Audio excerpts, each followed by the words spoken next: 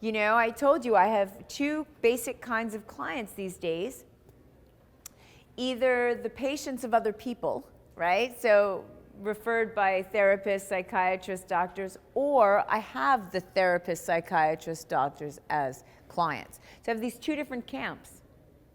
And I have to speak two different languages because the backward spin that really stopped that psychiatrist's anxiety, there's something wrong with something that simple working when you've been doing this for 40 years and the only thing you got is medication to give.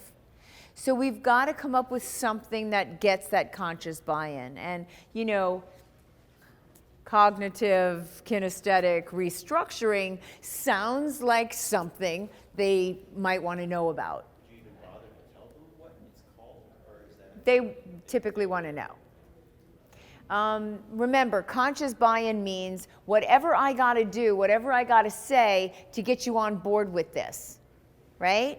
And so sometimes it really needs to be a bit more complex because, you know, if you've been struggling with something for 40 years and, you know, it's your field and you don't have a lot of skills to help people other than medication, and somebody says, here, pass this water bottle back and forth, and their anxiety goes from a 10 to a 0, they're going to be pissed.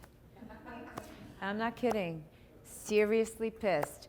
So if I do this whole rigmarole just so they understand, oh, I see, we're stimulating both hemispheres of the brain. That's interesting. I can understand that, right? Like, oh, and I will always add in where they've just discovered that anxiety is primarily, and this way, you know, they just discovered it. That's why you don't know it. You know, we work with people, and people have a bunch of stuff that they come in with.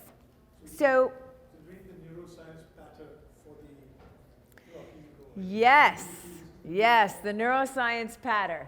Absolutely. A little neuroscience goes a long way. Come out of the Y into something. Yeah. That's right. Because everyone has heard of neuroplasticity, and I'm being strategic. So, for instance, a lot of people say, you know, what is it you tell doctors when they call you and they want to know if you can help one of their patients? And I'll tell you what I don't tell them. I don't tell them that I'm going to use hypnosis to go to the cause and cure them. That's not going to fly.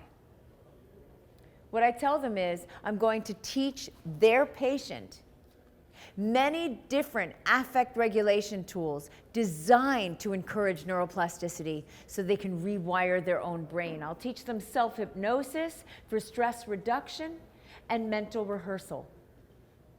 And there's not a single clinician that would not want that for their patient.